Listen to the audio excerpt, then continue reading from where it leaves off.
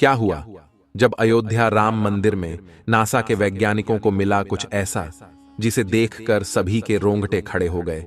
यह घटना देखकर आपके भी पैरों तले जमीन खिसक जाएगी, क्योंकि आज विज्ञान भी सनातन के सामने झुकने वाला है। क्योंकि जब कुछ भी नहीं था तब भी सनातन ही था। आजकल के वैज्ञानिक कई बार प्रभु श्री राम को काल्पनिक बताने की कोशिश करते हैं। उनका मानना होता है कि रामायण तो कभी हुई नहीं थी, लेकिन जब सोमेश शर्मा नाम के वैज्ञानिक राम मंदिर पहुंचे तो उनके साथ ऐसे ऐसे चमत्कार हुए जिसके बारे में जानकर आपके भी रोंगटे खड़े हो जाएंगे। आगे बढ़ने से पहले अगर आप भी सच्चे राम भक्त हैं तो वीडियो को लाइक करके कमेंट बॉक्स में जय श्री राम जरूर लिखें।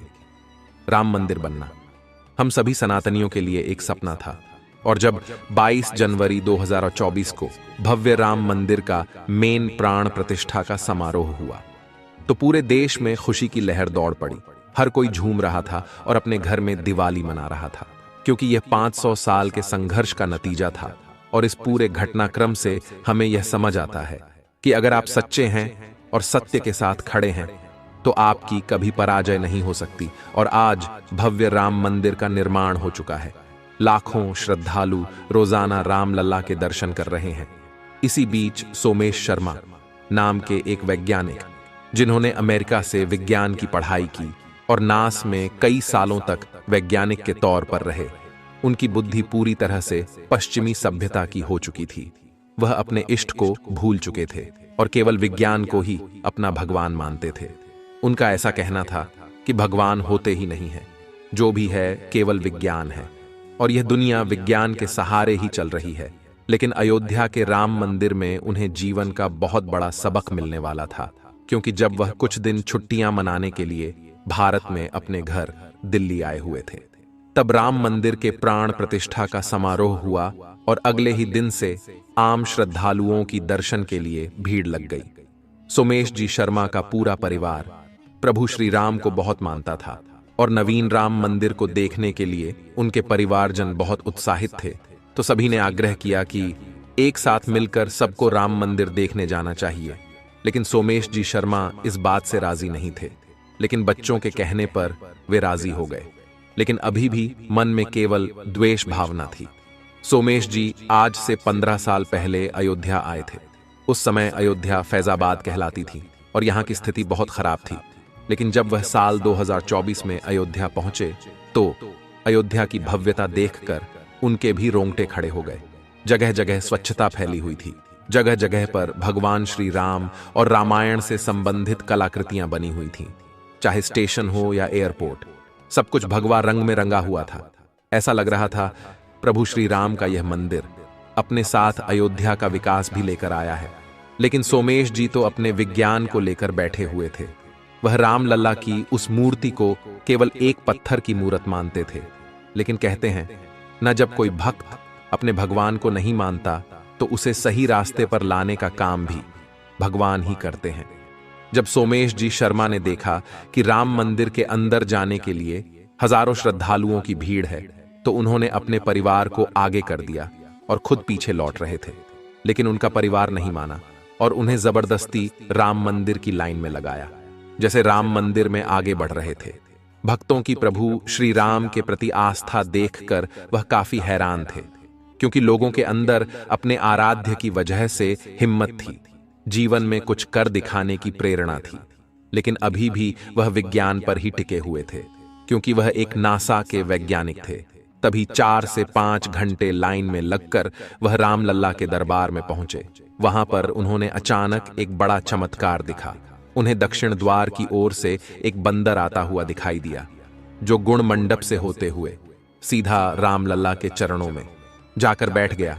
राम मंदिर ट्रस्ट का कहना था कि साक्षात हनुमान जी अपने प्रभु के दर्शन करने आए थे। सोमेश जी शर्मा ने जब यह देखा तो उन्होंने पाया कि प्रभु श्री राम के प्रति आस्था केवल मनुष्यों में नहीं बल्कि जानवरों में भी है। यहां पर उनके अंदर बदलाव की सबसे पहली झलक नजर आ रही थी। इसके बाद अचानक कि उनका पर्स कहीं पर गायब हो गया। जब वह राम मंदिर से बाहर आए तो अपने परिवार वालों को उन्होंने बताया। उनके परिवार वालों का कहना था कि आप चिंता मत करो, प्रभु श्री राम आपका पर्स जरूर लौटा देंगे। तो सोमेश जी का कहना था कि मेरा पर्स तुम्हारे भगवान के दरबार में चोरी हो गया, इससे बड़ी शर्मिंदगी की बात क्या हो सकती है। लेकिन उनकी एक बेटी ने कहा कि कल मैंने आपके पर्स के अंदर एक छोटी सी हनुमान चालीसा रख दी थी। यकीन मानिए किसी न किसी तरह आपका पर्स पुनः जरूर मिलेगा। आप प्रभु श्री राम पर भरोसा रखिए। फिर सभी लोग इंतजार करने लगे और इधर उधर पर्स को ढूंढने लगे। तभी वहां पर एक और बड़ा चमत्कार हुआ। वही बंदर जो दक्षिण द्वार से गर्भगृह में गया था, वह सोमेश जी का पर्स हाथ में लिए हुए दिखाई दिया। इसके बाद उन्होंने उसे बंदर को एक केला दिया और उसने उनका पर्स लौटा दिया। सभी लोगों इसे प्रभु श्री राम का चमत्कार मान रहे थे। सोमेश जी भी हैरान थे, लेकिन अभी भी विज्ञान उनके ऊपर हावी था। वो इस घटना को केवल एक संयोग की तरह देख रहे थे। लेकिन फिर कुछ ऐसा हुआ जिससे सभी सदमे में चले गए। अचानक उस परिवार की छोटी बच्ची आराध्या कहीं गायब हो गई। उस समय वहां भीड़ का काफी माहौल था, जिस वजह से अचानक वह कहीं गुम हो गई। सभी लोगों से ढूंढ रहे थे, लेकिन उसका कोई पता नहीं लग पा रहा था। कई घंटों तक उसकी खोजबीन जारी रखी। पुलिस को भी उसके बारे में बताया गया, लेकिन सब थक हार चुके थे। सोमेश जी उस बच्ची से बहुत प्यार करते थे। वह उनकी पोती थी और उनके लिए सब कुछ थी। जब कई प्रयास करने के बावजूद भी आराध्या नहीं मिली, तो उनका पूरा परिवार प्रभु श्री राम से विनती करने लगा। तो सोमेश जी भी पिघल गए। उन्होंने रामलला से कहा कि अगर हमारी बच्ची सही सलामत मिल गई तो मैं मान जाऊंगा कि इस दुनिया में भगवान का अस्तित्व है, और मैं फिर कभी भी सनातन धर्म पर शक नहीं करूंगा। जिसके 15 मिनट बाद फिर एक चमत्कार हुआ, जिसमें वही बंदर उस बच्ची की चप्पल के साथ दिखाई दिया। सभी लोगों ने देखा कि यह तो आराध्या की चप्पल है, तो सब उस बंदर का पीछा करने लगे। तकरीबन आधा किलोमीटर दूर उसने वह चप्पल एक रेस्टोरेंट के बाहर जाकर छोड़ दी। जब सभी उस रेस्टोरेंट के अंदर गए तो वहां पर उन्हें आराध्या बहुत डरी हुई, सहमी हुई बैठी मिली।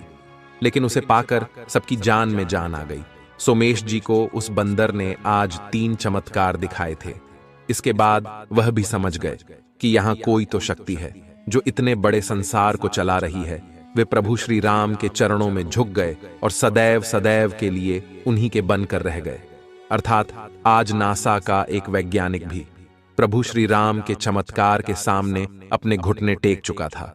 अयोध्या के राम मंदिर आना उनके जीवन का सबसे महत्वपूर्ण पल था, क्योंकि यहीं आकर उन्हें अपने धर्म का ज्ञान हुआ और भगवान की प्राप्ति हुई। विज्ञान अपनी जगह सही है, लेकिन धर्म में आस्था रखना, भगवान के प्रति विश्वास रखना भक्त को एक विश्वास देता है, एक हिम्मत देता है, जिसके बल पर वह जीवन में जरूर कुछ बड़ा करता है। जब से प्रभु श्री राम का भव्य मंदिर बनकर तैयार हुआ है, तब से कई चमत्कार अयोध्या में देखने को मिल रहे हैं।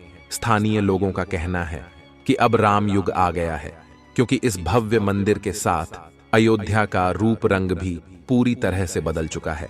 लेकिन जब हम सोचते हैं उन कार सेवकों के बारे में जिन्होंने हंसते हंसते अपने सीने पर गोली खा ली, तो हमारी आंखें नम हो जाती है। क्योंकि अगर आज वे इस दृश्य को अपनी आंखों से देखते तो बात कुछ और होती। लेकिन यह जो भव्य राम मंदिर का निर्माण हुआ है, यह उनके ही बलिदान का प्रतीक है। आज हम इसे बनता हुआ देख पाए, यह हमारा सौभाग्य है। लेकिन कितने बलिदानों के बाद इस राम मंदिर का निर्माण हुआ है, इस बात से हम आज भी अनजान हैं। क्योंकि पिछले 500 साल के भीतर कई लोगों ने इसकी रक्षा के लिए अपने प्राणों को त्याग दिया। कई साधु संतों ने प्राणों का बलिदान दिया, तब जाकर आज हमें यह दिन देखने को मिला है। साथ ही साथ अयोध्या में भव्य राम मंदिर बनने के बाद अब तैयारी है काशी और मथुरा की। जब राम मंदिर में प्राण प्रतिष्ठा का समारोह हुआ तो काशी विश्वनाथ में नंदी बाबा ने भी अपना होश खो दिया और रातों रात बैरिकेड तोड़वा दिए, और रात्रि 3 बजे से ही ज्ञानवापी मस्जिद के तहखाना में पूजा पाठ का कार्यक्रम शुरू हो गया। यानी कि अब सनातन धर्म का बिगुल बज चुका है और जल्द मथुरा की बारी भी आने वाली है। भारत में कई मंदिरों को तोड़कर मस्जिदों का निर्माण हुआ और अब हम अपना अधिकार लेकर रहेंगे। अगर आपको भी आज की वीडियो पसंद आई हो तो लाइक जरूर करें। रोजाना ऐसी सत्य चमत्कारी घटना देखने के लिए हमारे चैनल को सब्सक्राइब करके बेल आइकन को प्रेस कर ले। अभी के लिए आप सभी दर्शकों को हर हर महादेव।